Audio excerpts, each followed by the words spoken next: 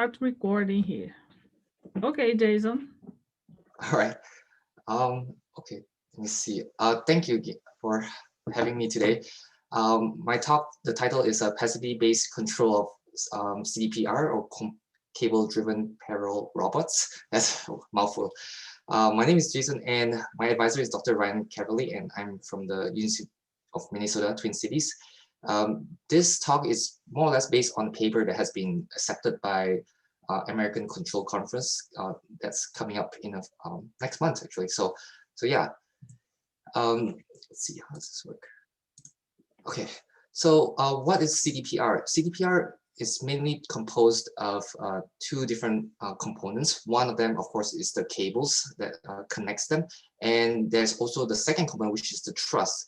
The nice thing about this kind of robots is that the truss takes up the compressive loads, so resist the compressive loads, while the cables take all the tension loads. Then that way, what we have is then you don't need to be able to have really, really large, complicated structures that are able to withstand bending loads like I-beams, for example. What this means also is that you can actually send these things into space compressed, and once you're in space, you can open it up and you can make it work a lot better that way. So it's a lot cheaper to send in space, and it's also hopefully you are able to fit a lot bigger items in here. So for example, this robotic arm here will be a lot more compressed when going up to space. Another advantage is that there's being a lot of air in between. It's a lot lighter, so the mass is lower. The mass moment of inertia is also smaller, and because of that, it can move really, really fast. All the motors, the really heavy electromagnetic motors, are all at the base of the robot here. So by being really fast, one of the things that NASA was looking at was to be able to grab asteroids that are in space. So you could, if you watch a lot of videos these days on spacewalks and all that, everything's really, really slow. But in this case here, you can do it really fast, and it'll just able to capture asteroids. Other applications are, for example, 3D printing of the buildings in space.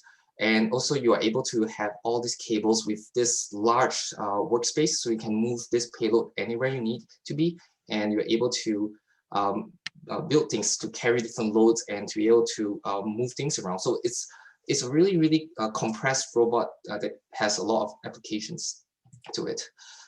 Current state of the art for CDPRs is that the control allocation is static. What it means is that when you want to distribute the loads to all the different cables, it's all the same, always continuously. So one of the contributions of the paper is how do we actually move away from that and distribute the loads differently. So for example, sometimes you want to have more forces on one cable versus another cable, you would be able to do that. Secondly, Euler angles are used for attitude. So attitude meaning how you point at certain things. This assumes small angles, and that's typically what's being used today. And one of the contributions here is that we are able to introduce something called projection operator, which allows for a much, much larger way of larger angles. Thirdly, modeling controls are with rigid cables. This presentation, we are also using rigid cables, but in the future, we are going to extend it to flexible cables as well. And finally, the controls of CDPR are not shown to be passive. Passive meaning a kind of a stable system, and I'll describe that a little bit more afterwards. So in a very, very imprecise way of looking at it, what is stability? Stability is often described, for example, like this ball at the bottom of the valley here. It's when you perturb it a little bit, when you push on it a little bit, it will always return to its lowest energy point. So any reasonable input, if you push it a little bit that's reasonable, it will always return to where it was before. So that is a stable system. For an unstable system, like this ball on top of a hill here is, I guess, precarious in that way. And when you perturb it a little bit, it kind of rolls away. So essentially the outputs can be quote unquote unreasonable. And so even though you just perturb it a little bit, which is a reasonable input, you're getting an unreasonable output. So that's what an imprecise way of saying that this system is unstable.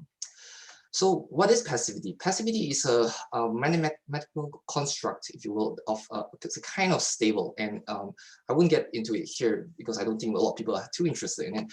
But let's say a plant is stable, which is like the CDPR is a stable system.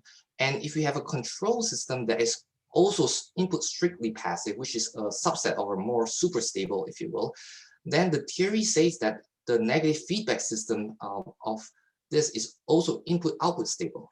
And this is a really, really good guarantee. I mean, it's a good guarantee in the sense of that because our system is a lot of times unknown. We don't really know exactly what the mass is or the inertia of the system is, and if there's actually external disturbances on it. But we can know for a fact then that the system will always be input output stable, which is a really, really good outcome. That means that the system is always going to be robust. The second contribution is a force distribution. One of the things that is shown, for example, is that, for example, here you have a 8 cable robot in this simulation here. You have the 4 winches on the top and 4 winches at the bottom with a payload in the middle. And if we have a 6 degrees of freedom system, which is, for example, a 3 translational and 3 rotational system, 3 axis rotation, then in theory, we don't really need all 8 cables. Mathematically, if we just have 6 cables, we are able to describe exactly what the payload is positioned and how its attitude is at the same time. So we can look at it, we can write it out in an equation form to say, well, here is the 6 degrees of freedom velocity, and these are the 6 winches here, winch 1 to 6. And this with this Jacobian matrix, if you will, there's a special matrix here that will have the relationship between the two. Or alternately, we can choose any 6 combination. For example, another different combination is the last 6 cables, like cable number 3 to cable number 8. And we can do the same thing. So for the same velocity, in this case, translational and rotational velocity, we can actually define it with different sets of 6 cables. Analogously, we can do the same thing for torques. So torques in the sense of this is the desired forces and moments at the payload. And these are all the torques of all the 8 different winches. And what this does is that, for example, we don't really have 2 of them working at all, and only 6 of them are working. So we could do it in different ways. We can say, hey, okay, we have this U1 for a set of 1 to 6, U2 for the set of 3 to 8. And in this case here, it's a 8 through 6, which are 28 possible combinations here. And if I can say that, hey, this red box is the same as this blue box, and it's the same thing as this pink box here because these 3 are all equivalent, I can therefore construct my torque at the winches as different fractions of it. So I can take, say, 2/3 of this blue box here and 1/3 of this red box, add them up together, and I would get the same rate boxes, the same possible torque we can apply at the 8 winches. So with that, there are 28 possibilities here. So, and this C matrix, I'm sorry, this C variables, all the ratios. So in this case, there's 2/3 and 1/3 here. As long as all the C's all add up to 1, we are able to satisfy this requirement, and therefore it will work. We are able to distribute it properly. So, and the nice thing is that this C can change with time. It doesn't need to be a fixed constant ratio all the time. So that's one way of that's being done to distribute the forces to all the different cables in a very smart way of doing it. The third contribution is the desired rotation of the system versus how you want to control it. So, so in this case here, if it's only rotation about one axis, it's relatively simple because if you're rotating about the blue axis here, we know what the angle is and then what we want it to be, and the error then would thus be how we can control it is based off the error, which is a scalar number. The difficulty comes into play when we have a 3-dimensional rotation. So in the Euler angles, which is represented in this animation here, is that it's first rotated about the 3rd axis, then the 2nd axis, then the 1st axis successively, and rotated about alpha angle of alpha, beta, and then gamma, which is this vector here. And this vector is okay for small angles because then the actual rotation vector is pretty close. But when it's large, the errors are big, and I'll describe that afterwards as well too. But the actual way of doing it, the better way of doing it, is something called an axis angle way, which what Euler said a long time ago is that for a rotation from one pose to another pose, the rotation can be described with a vector, a unit vector. In this case here is A, and the angle of phi. So because of that, that would be the best way and the large angle way of doing it, which is the angle of phi. So to do this, we instead of using A here and a phi, which is a 4-parameter, we are going to use something called a projection operator, which pretty much does the same thing. It just encompasses all this information of A and phi into a parameter, which is this P2 here, and use that for our control system. So to describe kind of the difference between small angle and large angle, the Euler angles, when small, like say 5 degrees compounded of a 3-to-1 rotation, that's the Euler angle, which is this one here.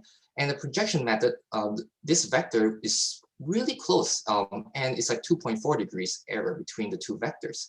But when it's much larger in error, 60 degrees compounded 60, 60, 60, 3-to-1, the difference between them is 34 degrees. So what this means is that when you use a small angle approximation, you're actually not really optimally rotating about the right axis. You're actually off by 34 degrees. So by using this projection operator, we are able to be more optimal that way in the rotation on what torques to apply to the system.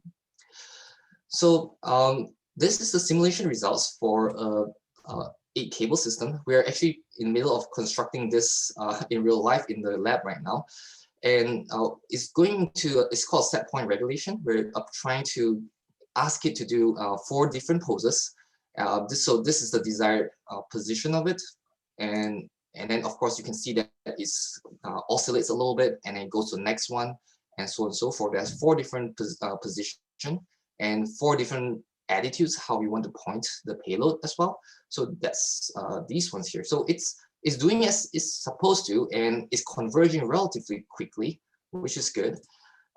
These are the errors. So this is the position error that kind of converges to 0 always, which is good.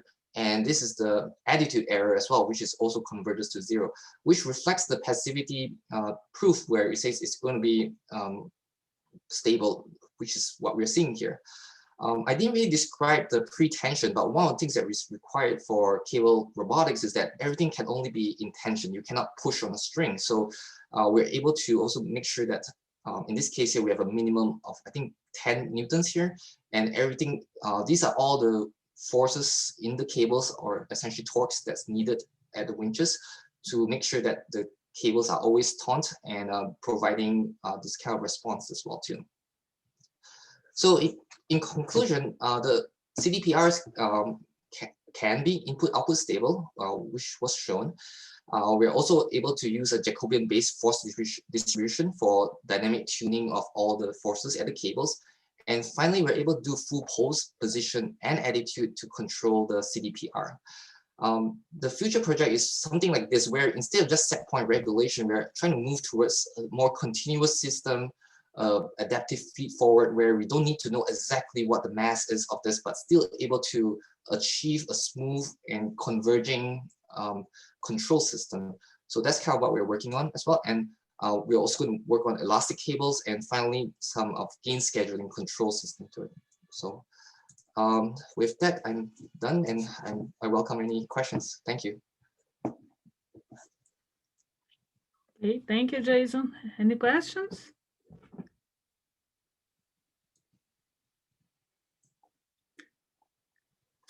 So that first picture you had in the beginning of your presentation, is that, yeah, because you show something for us. Yeah, the center here, is this your robot? No, this robot is done at Langley, and so this is one of the prototypes for the Talisman here. Okay. Yeah, so this was, so you can actually almost see that there's actually rollers at the bottom of it to kind of simulate zero gravity. So it's really, really smooth that way. And this is just a single axis right now, but yeah, that's this is one of the experiments that was done there. Okay, so you said that you are doing this in lab. No, so this one is Langley's one. No, What no, we're doing in the yours. lab is, what we're doing in the lab is more hopefully more similar to this 8-cable system. So what we're developing here is not the exact robot for what's going to be sent into space, but more the mathematical theoretical framework that we can do for the controls of the cable robot system. Okay, oh, thank you. Sure. Jason, the prototype, I mean, the test for the laboratory test, that's built, right? Or is it still in the process of being built? It's still in the process of being built. We have Okay. most of the hardware there. We're still trying to fine tune the noise, some of the noise issues, and it's actually really hard to get a torque control as opposed to position control of the motors. So we're kind of struggling with that right now. I guess we're using like ODrive, some open source hardware system, and it's trying to get through all that stuff right now. Maybe a tour of the labs one of these days when it's done would be a good space grant activity. But anyway, all right. Yeah, for sure. Any other question? If not, we are going to thank you, Jason, for your work. I'm going to stop this recording